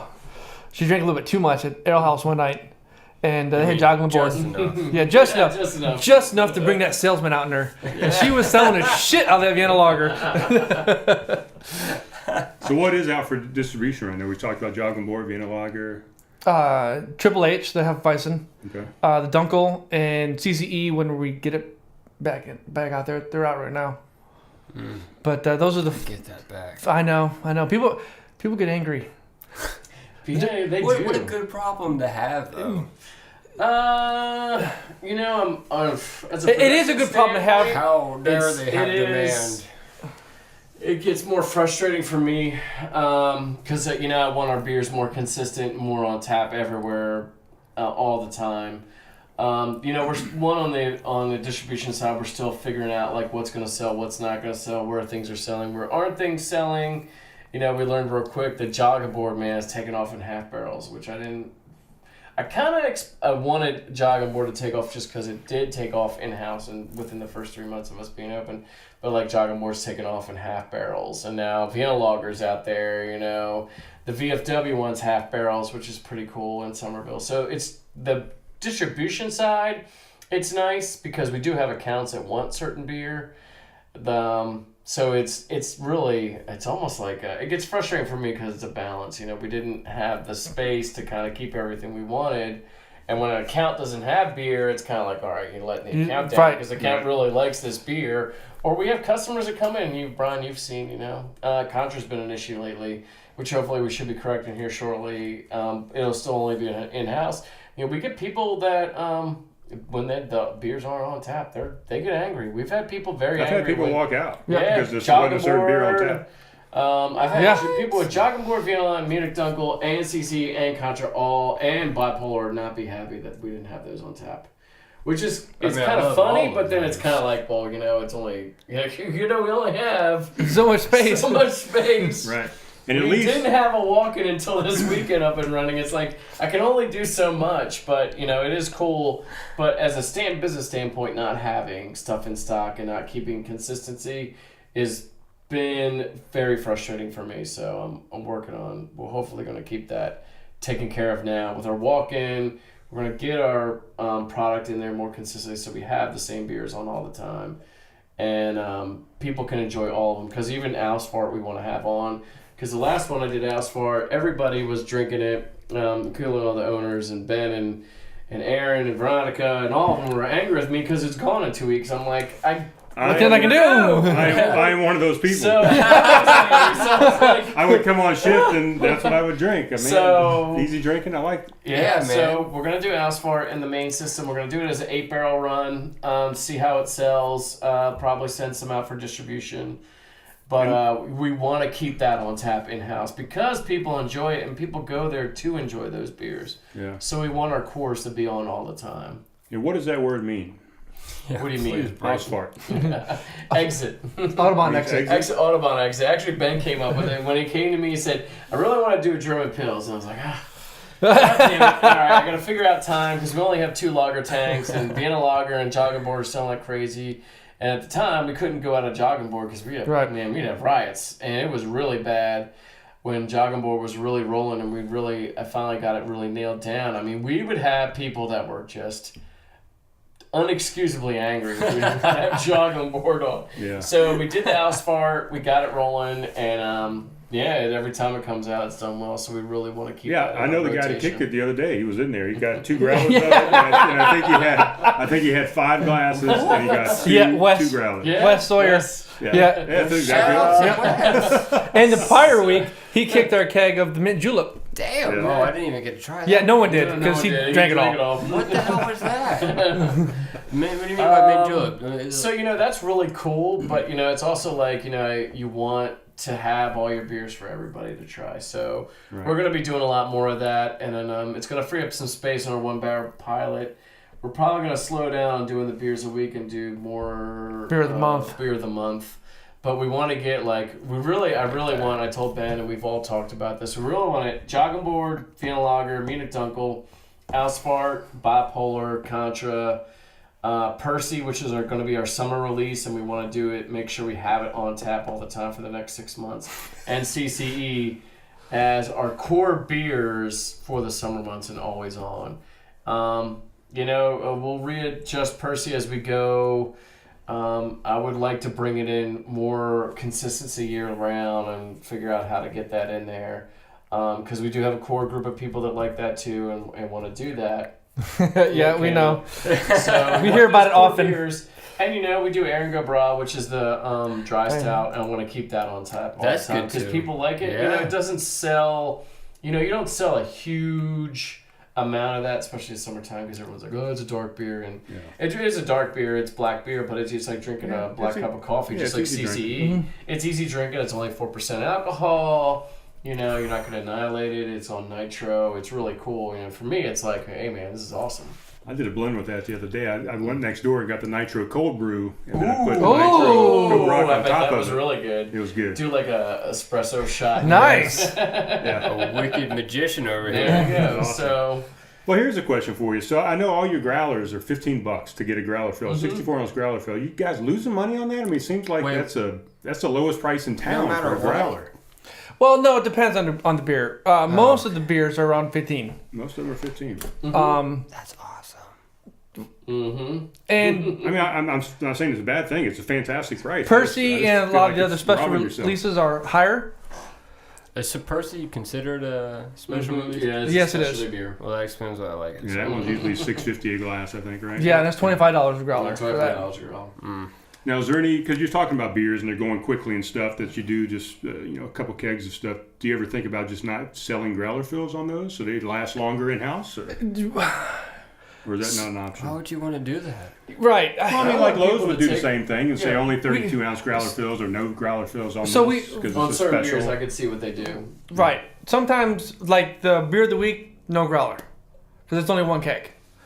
Everything else we do... 1 keg? Yeah, 1 keg. Yeah, the 1 keg.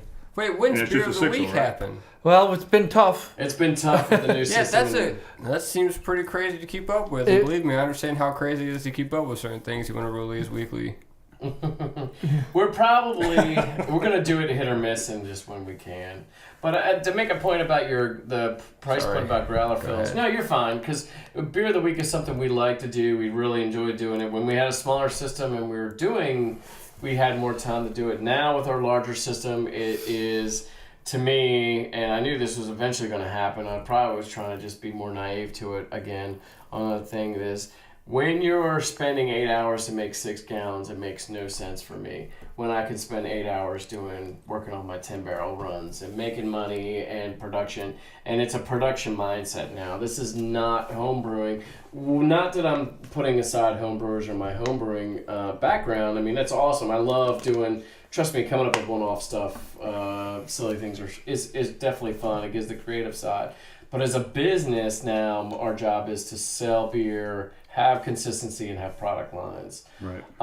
Price points, that's a whole other story because you got to remember, we're a brewery. So we're selling everything that what we get. When other people sell growlers, they're dealing with markups from distributors and other things like that. Mm-hmm. Depending on where you're at and price, that's a whole other scheme we've had to kind of work out and go through. And it's not really a scheming a bad thing, but price pointing is huge, especially in the brewing industry. And as we're in a 3-tiered system and we work with a distributor and then there's markups again, is working that to make sure you're competitive in the price market and competitive elsewhere. With the growlers, we want people to be able to come to our house, come to our place, drink our beer, get a growler to go, and not feel and share it with other people. And share it with other people because Makes that's sense. going to bring people back to the place. So for Makes me, it's almost like a growler is like a way of our extension to other people that they can go out, share it, and bring people back. So makes sense. I mean, you would rather people, come in house to get Yes. a growler Right. rather We than want getting people the to come same back. price. I mean, that's where your money is, right? Right, The pours exactly. in house. no, the pours in house is Right. any person in business is going to tell you. In-house sales is where you want your money. You're going to make your money, not always distribution. Right. Distribution is helping us, don't get me wrong. Just being out and about has definitely brought people in here. And the first example of that was really cool. Over Christmas time, we had people that were down at the Charleston place.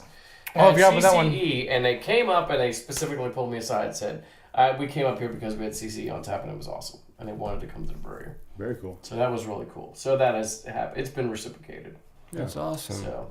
Well, just to carry this conversation on, what are we doing about canning, bottling? Anything? Constantly researching. I opened that can of worms at our meeting the other night. I don't, it is a whole can of worms. We just heard from somebody the other day, right? The Coast, they Well, actually Paul rent Stone their mentioned it. canning. Correct. But They rent There it. are options out there. Yeah. You still need space, and Oh. you still need volume. Right. Are you lacking both? We're definitely lacking space. We could do it Space is if we definitely- wanted to. The price point is not good. Right. Yeah. So for our style. But, having the beer out there in people's hands is what's going to bring them back. Being able to take jogging board to the beach would probably make a lot of our customers happy. Yeah. What about crowlers? Thought about it. We've thought about that too. Designing a label for said brewery would make a lot of your customers happy. The bill you're going to get for us, or Like I said, I like bartering. these are all things we have been talking about a lot lately. With canning, we probably do have options. Not unfortunately, but there needs to be some things in place for me before we just start canning because it's a product issue, and I want to make sure our product's going to be consistent, free of infections and things like that. So Right. No, that's great. I would that's one much thing I rather worry you about. handle that than me And what? buy what I want to drink, get to the beach, open up, and be like, what the fuck am I drinking right now? Exactly. Well, and we learned, like I said, all the issues that we went through back in the day. Yeah. It was, you take that beating and you learn when your product's out there not the way you want it to be out there, and it didn't come out the way you want it to. So you learn that, and now you get to this point where we feel like we have some more. That was what I'm looking for. More consistency. Yeah, the beer is more consistent now, and all the issues we had are gone. You want to make sure you maintain that because it only takes a couple bad beers to ruin all the hard work you did to get where we're at now. Yeah, the Right. biggest thing Well, is I remember when Coast started canning their hop art, and there was some big stink over. This does not taste like what hop art tastes like. And, there were some issues. And everyone's had them, and that's what I want to avoid. Try to mitigate that as much as Try to possible. mitigate. Yeah, it basically every time you're pitching yeast, every time you're working in these confines, you're playing with fire. Sometimes it's just, when's the fire going to burn you? We even had and people were angry about this. The Irish Red we did this. That we do in March. So I had a fresh pitch of yeast coming off CCE. It was super healthy and hearty. It didn't want to work. It was like on strike. And I told Ben, I said, we cannot put this out. I mean, it took like 4 weeks to ferment out. It tasted horrible. It tasted like applesauce. I was like, we cannot do this. We're not doing this at all. And we did. I dumped it. I was like, we're not doing it. So... but that was just a 1 barrel, or but still, it can't. It'll happen in 10 barrel. We've been very strict about that from now on. That if we don't think something comes out, I was disappointed. Or Chata didn't come out for May 5th. I don't think it was anything I did. I used some new ingredients that I didn't like, and it wasn't going out. I didn't like it. That's good. And I made that decision from now on that we're going to stick to that. If things don't come out the way we want it or presented to the public, it's just not going to be done. I mean, that's just good business. I mean, that's the way you got to be. If you got to dump it, you got to dump it. Yep. It's quality control, absolutely. Mm-hmm. So which way would you guys lean if you were going to put something out, cans or bottles? There's pros and cons to each, and again, there's no simple answer because it's all based off of, space. I just feel like cans have just skyrocketed here recently. Yeah, they have, and there's also again, outside the homebrew mentality, you got to consider tariffs and volume, and Budweiser plays their games. Now you got to deal with that. Yeah. Then buying up all the aluminum. So you gotta. Oh yeah, there's a whole podcast. What? Yeah, because when you buy, the biggest thing why cans are being so popular is the oxygen. So if you get oxygen into a food product, it causes scaling reactions. That's why your Doritos got nitrogen filled in them, and then the bags, you can pop them. So what's nice about canning right now is the oxygen level, the dissolved oxygen levels is way low, way low in the 0.00 parts per billion if you're really good at your process. And even just a little bit parts per billion of oxygen can screw up a product 6 months down the road. And we don't have control of the product either when it leaves our building. Where's it being stored? How's it being handled? And cans seem to be good for that. And cans are also good for the beach. People let you go to the beach pool, park with cans, and that's why cans are so popular. However, on the other end, as a small consumer, if I'm only buying a few hundred pallets a year pack of cans and someone's buying millions of pallets, it makes it kind of difficult. And there's been issues with that, in the past. And, we don't have the volume. I don't have billions and millions of dollars or even hundreds of thousands of dollars to spend. You on don't? Stuff. I'd love to. What are we doing here? But what the hell is Greg Schuler doing? It makes it hard as a small business guy, as a group to, always find those answers. Yeah. So. All right, before we get too far, let's open our last one. Yeah, let's open this last beer. And, what are we drinking, Brian? Your favorite? Oh, Caleb's favorite. The German guy that came in the other day, Dunkel, something like something. So there's a Dunkel. There's a story behind the name. Is there? He would probably have the story more than. But I say Dunkel, and this guy said Dunkel. Elch Dunkel is what it's called. Elch, maybe that's what. Well, go ahead, tell the story. Is that what he said? Let's do it. Elch is moose in German. Okay. So what is Dunkel in German? No, it's dark, but again, it's moose Dunkel, moose knuckle. Dark moose shit. No, moose knuckle. You know what a moose knuckle is? Oh yeah. Okay. I got you. Caleb to figure that out. He didn't get it. This now is really his favorite beer. I got it. So we're talking yoga pants here. This is so much better beer now. Oh wait. We're definitely cheering to this one. Or cheersing, or whatever the fuck you want to call it. Prost. All right. And tell us a little bit about this one. So I think Munich, we just did. Yeah, Munich tiles I always explain to customers like a cousin to the Jogglin board. So it's all Munich malt and a little bit of chocolate malt, a little bit of chocolate, English chocolate malt, because it's very chocolatey. It's got like a dark chocolate note to it. This is another beer we decided to do. We just do Oktoberfest. Ben wanted us to do it. This beer sold out like, man, Well, it was quick. When we did our first Oktoberfest like 3 years ago. So we kind of rotated it in and out, and every time it rotated in and out, it did really well. So we were working on, we were filling our tanks. This is a funny story. We were getting ready to fill our tanks. This wasn't actually on our list to make as a regular.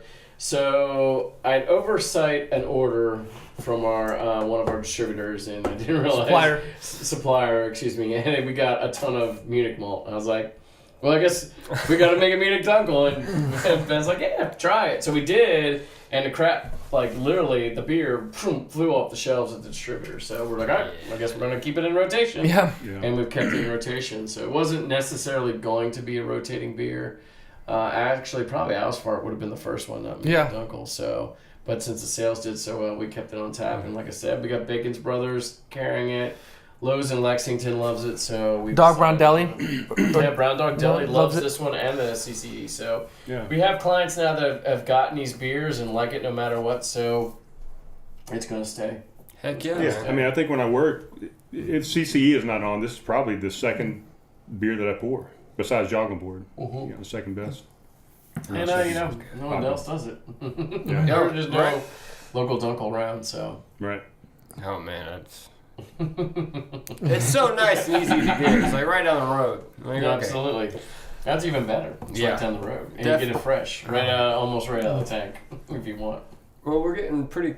Well, we have about maybe 15 minutes, and we never hit up on your 12 beers of Christmas. Oh, 12 beers of Christmas. Well, that and the anniversary we want to hit on for sure. But let's finish up with both of those then. Okay, so the 12 beers of Christmas. We were going to do it the first year we opened, and we thought about it, and Brent's like, yeah, we probably shouldn't. I was like, yeah, you're probably right, we shouldn't. We don't think we should do this.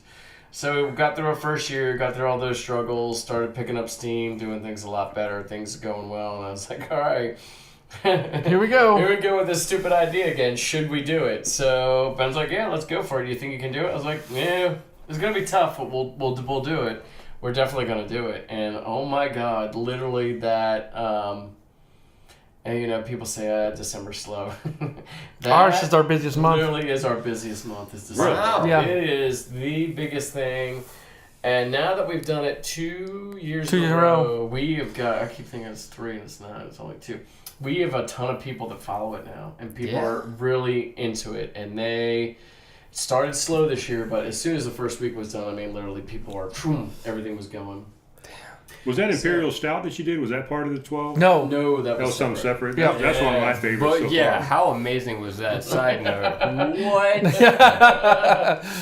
That was awesome. It's the Heart of Winter, that one? Yeah, the Heart of Winter. Yes. It was fantastic. So Heart of Winter we will keep, and we will do It'll come out every January. I have to wait till January. Yeah. Yeah, I'm gonna rotate. I think I'm gonna do for the winter months a Bach on the main system that we can do for one of our seasonal beers, and then probably try to do a double Bach in house too. But anyways, so 12 beers of Christmas actually.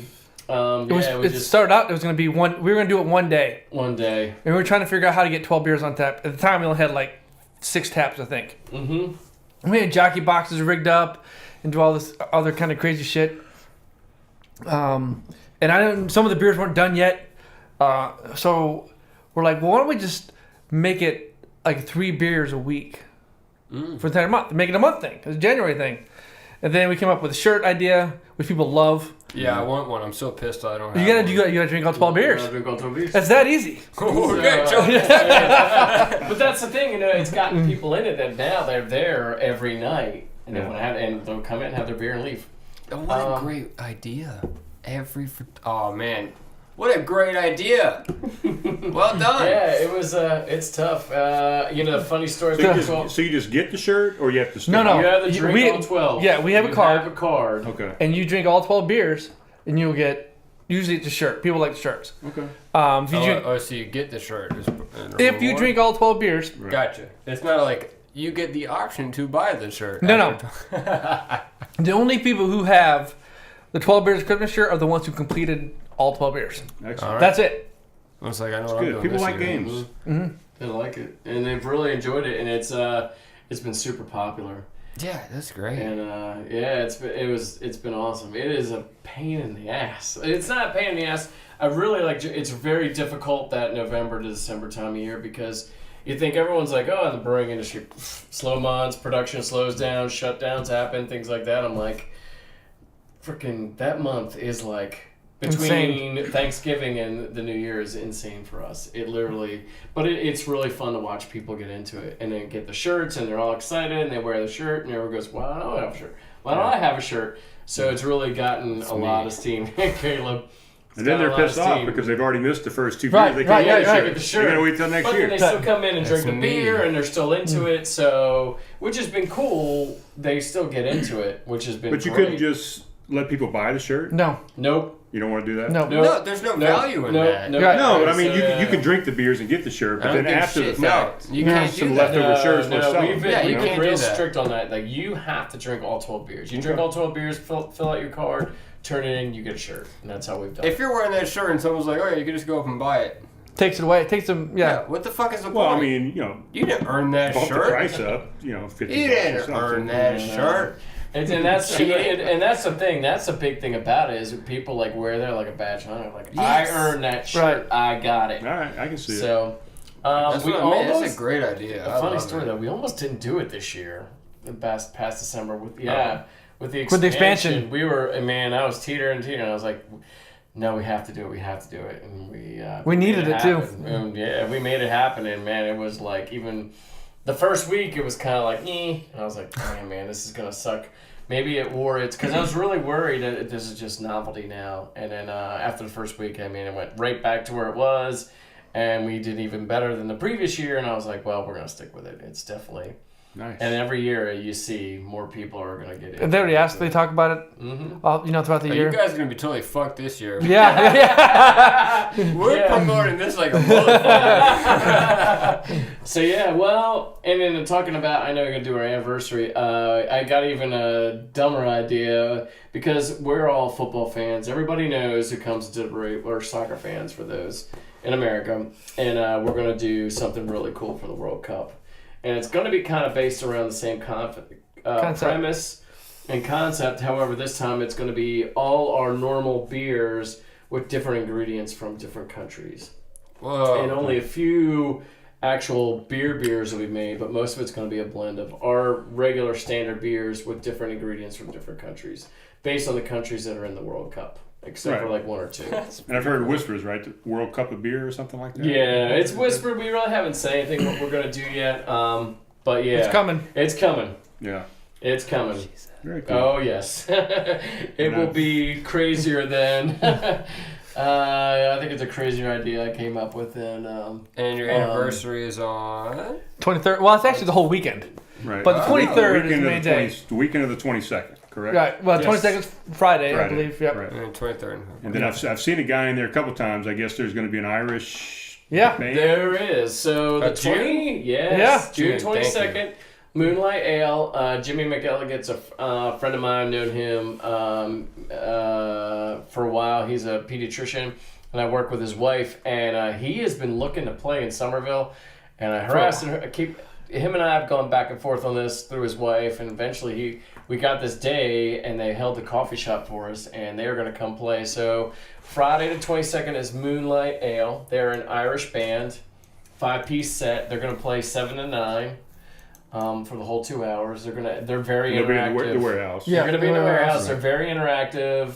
Heck yeah. Got a crowd following. 3 of the members are from Summerville, so it's gonna be really cool to have an actual local Irish band coming. So I think everybody's really gonna enjoy it. And they do traditional Irish music, pub songs. They do Pogues, and they do the Saw Doctors too. Awesome. So they do some covers. It's gonna be cool. I think it's real. I'm really excited. Actually, I can tell. And then Saturday, what are we doing? Then we have Barbecue that night. Barbecue that night. Those guys are awesome. Yeah. They've been with us this past week. They've been with us a year now. About a year, yeah. Yeah, when we talked to them initially, we were like, I don't know, man. It's kind of slow. It's hit or miss. And they've stuck with us, and they've been a great group to work with, too. They've really benefited from being with us, and so have we. They'll be there Friday night, and then Saturday during the day. We're not planning it. The women. All the wives are doing it for us. involved in this. During the day, Groucho's and Donato's are going to offer food, I believe, for free. You mean Groucho's? Groucho's. Groucho's. The deli? Yeah. The deli. Oh, shit. With some STP sauce? No, shut your mouth. Are you serious? Yeah. That's the reason you go for free? to I believe it's going to be for Groucho's. free, yeah.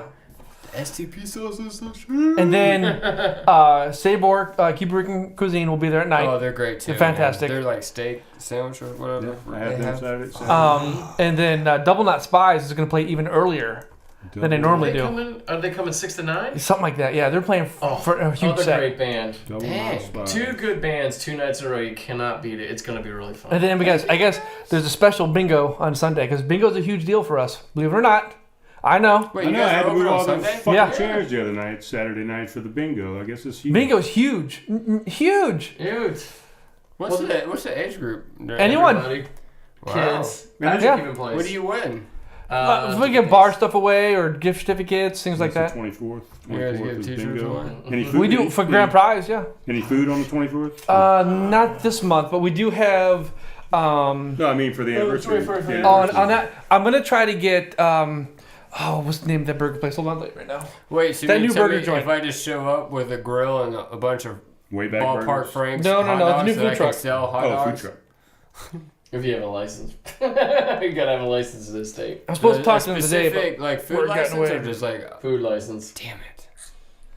I got license like business wise. I can sell shit, but Johnny Poppers. not food. What's Johnny Johnny Poppers? Popper? Johnny Poppers That's- Burger Buggy. I'm gonna try to get them out there for that Sunday.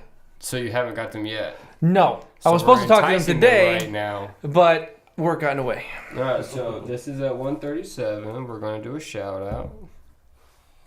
Johnny Poppers, get on it. Is that where we're at? 137? What are you doing? Yeah, we're getting really close to wrapping it up. I have a question. Hit. Why is there a picture of Richard Mallett on your wall?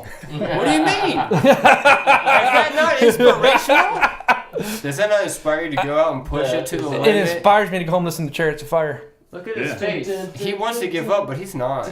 I still So, think we should have gotten Patrick to come and play drums. some back history. That was in the Mallet family for years, obviously since 2011, and no one ever wanted it. How did So- you end up with it? Jackie knew that the sole owner of that would be me, and I got it as a Christmas gift, and I have literally hung it up in every place I've lived ever since. That's fantastic. That's awesome. Yeah, I think it's great. It's Yeah. wonderful. I think it fits. But the anniversary weekend's going to be awesome. I'm really looking forward. Oh, and then we're doing an anniversary beer, and our anniversary That's right. beer is a classic American Pilsner. Okay, Doing. right on. Yeah. So, are you doing the same beers for the 12 beers of Christmas? Or Nope. you switching? Oh, no. They they're change. different. Look at We have some staples that. Did I give it? I thought I gave Well, it. Wassail will probably be one of them. Wassail is a staple. Yeah, The that's cookie it. quarter is a staple. Oh, okay. What? But it goes. It's not just you. Everybody likes the wassail. We have certain people that really like. Have certain beers I that hope like it's not it. just me. I can't drink Yeah. all of it. Wassail and then the brand cookie. From Oh, Porter. cookie porter. Sorry. Oh, And It does.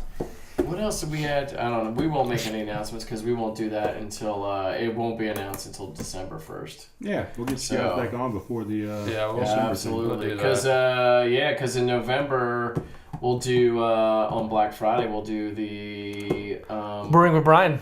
Brewing with Brian. We'll do the release of the Schwartz beer, which will be our kind of like other winter release, and then we'll do our black IPA that we release usually. In the Ooh, winter black time, too. IPA. Yeah. Delicious. All right. Cascade, Centennial, and Citra. That's a 1-barrel run though. That's it. The Schwartz beer is probably going to be an 8-barrel run out of the main system. We'll do it as send it out for distribution. Yeah, Totally. that seemed pretty popular. Mm-hmm. Awesome. Yeah. Well, And then Oktoberfest in October, we have tons of things. yeah, you guys seem pretty busy. We are very busy. Do we have anything in July? I don't think we have anything big in July. Now I was gonna talk to Aaron about that. The See, I 4th have. of July. What the hell, guys? Yeah. Well, you can do- We'll do something 4th of July. We can do something for 4th. Are you gonna do of July. red, white, and blue again? Yeah, we can do whatever you guys want. But then we have IPA Day in August, and we'll do some IPAs for. Oktoberfest starts October 1, and we switch all the taps to German beers. And then Contra goes to Grapefruit Contra for Breast Cancer Awareness Month. The Oktoberfest beer is going to be made this summer, and it'll be released September 15th, Martin. roughly. Okay, I remember that one. And that will go out for some of it will go out for distribution. So we'll have. I didn't realize y'all did so much specialty stuff. Yeah, holy Tons. shit! We try to, yeah. Fucking busy. I know. Let's do it. And specialty beers you should mention Andy's beer. Oh yeah, we're doing the winner for our grants event from last year. Andy Pinzover, a friend of ours, won, and we're doing a white stout with Costa Rican coffee from next door. Fuck up. Are you serious? Yeah. When can I get that? It has lactose in it. I thought you I were don't give a shit. He's going on Amazon to get his pills. Actually, I never thought about doing that. He's gonna get his lactate and be alright. Honestly, lactate's very expensive, but I may be able to get a better Is it coming out price this on weekend? Amazon. It should come out this weekend, yeah. Honestly, lactose in No, beer it's craft doesn't beer week usually this week affect me. too. Oh, that's right. I can handle it in beer. It doesn't Okay. upset me. So. Yeah. Well, as long as you drink it outside, It's don't have to smell your ass. sugar. Yeah. Drink it here. So yeah. Take it home. Take it I'm home. drinking it out. I don't care where I am. We'll keep a bedpan up here. I'll poop my pants. I love. But yeah, love I mean, we have tons white of stuff because stouts. it's craft beer week, so we got a triple and Oh man. Czech pills, and this year I did the Czech pills with actually the Czech yeast, which is much different. It's got a little more kind of character to it, Yeah, a that little was a good beer. sweeter. So that'll be out this week too. So yeah. Are you guys doing anything special for Charleston Beer Week? Yep. Mm-hmm. Well, what is that? Shit. Well, we got Grant's event. now. Well, first off, Uh-oh. going back to the anniversary, Percy's going to be out for the anniversary too, Percy right? will be out the week before. We're doing Week a Percy before. release June 9th, I think it is. The week before, I thought right. Charleston Beer Week was in September. No. No, Percy. He asked about I Percy. went back to the anniversary in Oh. He went to the anniversary. We could just wait for Percy for the weekend, the anniversary I party. thought we already decided June 9th though. Just stick Now to we're making it June look 9th. bad. The We sooner did the June better, 9th Ben. because the week after is the World Cup, and we Oh, that's right. to coincide with anything else we'll be doing for the World Cup. We're getting close. We will be open Is that all thing the time telling for the World Cup. Oh yeah, it does. June. Does that say 18 minutes on there? Is that what it says? Oh, it says. He can't even look. Does it say? My eyes are terrible. Man, that's gonna look crappy on It YouTube. does. His face on It there. will look terrible. Hey, We're at hey, 19. We still have 20 minutes Wait, left, so we're okay. where'd everybody go? 20 minutes? Let's keep it safe with 15. So we're so good. We can get 2 hours. Okay. So yeah, we'll have Percy released beginning of June. Awesome. Got one in the can. We'll get one Yep. else going. But so what we'll are you doing for the Charleston Beer Week? Is it an event or a special? Well, we have the beer? Grant event, which is I mean, we're something. not doing Funky Firkin Fest. We know that. Oh yeah. We that's just not don't have the happening. space. That's a great event. Well, it's not happening regardless. It doesn't matter if you have It's space or not. it's Summerville doesn't really support it. Yeah. Well, I know. It's not in Summerville yet. What's not in Summerville yet? Well, I feel like for a full-fledged craft beer event, I would not, obviously, if you judge it by Funky Firkin Fest's turnout, Past. it's not there yet, I don't No, think. it's not. It is a really cool event. We just don't have the space anymore like Right. we used to do it. But Definitely we are now with all the new equipment, Right. we won't. But we are doing Grant's event, and that's always been something special for us. He's probably better off to talk about it than I am, since it's closer to his heart than it is mine. So Grant was a friend of mine, and he was a gentleman in the homebrew club. I wasn't super acquaintance, but I knew him from the homebrew club, and I talked to him a lot. And he died, and since then we do a competition every year in Beer Week. What were we gonna do last Friday? I think Yeah, usually last Friday. Yep. is what we're gonna try to sign up for, because that's the slots get taken up quickly. We'll do that, and then we're gonna do a specialty beer. And release it, and then this year we're gonna do Now that beer comes from Grant's catalog, and Grant was always very free with his beer. He didn't really care about style guides. Grant just brewed what he wanted to brew. brew whatever it That's is. Right. awesome. Whatever ingredients didn't matter. So that makes sense. I remember when I worked at Coastal, a lot of people would bring in beer, and we had to Yep. label Yep. it and put it in. Label That's why. Okay. Because they would send those competition beers for us, and him and a lot of the other BJCP judges would judge all those beers. That's awesome. And there's a lot of beers. I bet so. Are you gonna? You should input, submit. I might. Sure. Submit. What do you mean you might? I And do. then I we just usually louted do, you out on our podcast. They You had, have they had a to. thing at Famulari's this past Yeah, they did. this past weekend. Yep. Yeah. Mm-hmm. And then we'll do a beer and release it. I don't think we come up with a beer. We're gonna do. Who's our The HF Help No Kill Shelter. Yeah, the no kill shelter here. Yeah, we're gonna do brew with them as well. Oh, the For zombie grand people? event, Yeah, That's awesome. that's what we want to do is our fundraiser for them. Very cool. That's They're a great fantastic. group. You got anything else? I can't Brian's think of full anything. of questions. I think we've covered Dude, I know. everything. I feel exhausted. You Yeah, guys covered a lot exhausted. of ground. It seems like it's been a very fast-paced episode. It has. Honestly, It really it's kind of has. like a race. Try We not to went make through it a 4 race. beers. I didn't even Well, get this to is think about it's it. kind of the first time we ever put a time limit on something. That's so true. And the think only we're reason just we're trying to doing Or that, just like whatever. Yeah, Yeah. just willy-nilly. and it leads to a lot of issues. And I in know. order for us to do 2 a week, like I said, we got to keep it within 2 hours, Absolutely, I agree with you. which we're hitting it. Plus, I feel like whose attention span, aside from Joe Rogan fans, hit past 2 hours. Yeah, everybody that knows us will listen to it, especially Well, friends of ours and people that support good. the brewery will. I'm hoping you guys will loop it on YouTube Oh, and absolutely. inside Yeah, for actually, just there a it goes, month actually. straight. I do try to That's promote true. you guys. Well, Absolutely. and we're here to help you guys too. I mean, that's why we have Yeah. you on. So Absolutely. yeah, I mean, I've got a few ideas I'll happy family. pitch after this is over. Cool. We'll have to come back to in October. Oh, for Maybe sure, talk. or even sooner. Dude, whatever. yeah. Whenever you yeah. want us. Yeah, Oh, man, I you could guys- come talk to you guys every night. But Yeah, we know you could could be talk. like, fucking Oak Road's on again. I'm tired of them. Yeah, you guys have plenty of Because- regulars who be like, fuck yeah, Oak Road's on again. That would be even better. I got my Jogglin board, I got Oak Road on the podcast, and I'm set for Friday. Yep, that would be awesome if that happened every day.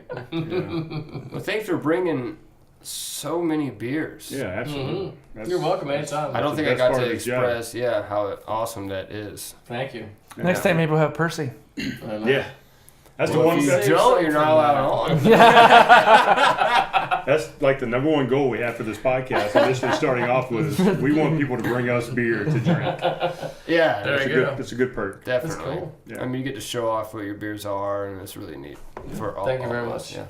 Yeah. Yeah, and this is cool. I'm glad you guys did a podcast. Yeah, that's awesome. It's so awesome to see something like this in Somerville. Awesome. The first brewery and the first podcast I in mean, Somerville. we're going to be Oh, doing a lot of look at live that. shows too, so. Yeah, Oh, we're that would be gonna- awesome. yeah, we we're gotta gonna come be do doing- some live shows at the brewery. That would Yeah, be we're gonna fun. do stuff like that eventually once we get. I'll get to that in a second. So you guys building an audience? Are you getting followers, all that? Yes. Well, let me finish this up before we run out of camera space. Oh, okay. No. Thank you guys for coming on. No, you guys are Bankey, welcome anytime. Brian Cox from Oak Road Brewery, the first brewery in Summerville. Mhm. Thank you so much. And only. You're welcome. You know, And, this and point. only. Yeah. Yes, at this point in 2018. you got like your watch for that? And you know, I looked. That's awesome. There's not even There's a You watch date those on years? here. Here it is. There's not even a date. I don't know what the fuck I was doing. Whatever. We'll talk to you soon. Yeah, No way, a talk to you- hipster's using a digital watch. Talk to you soon, guys.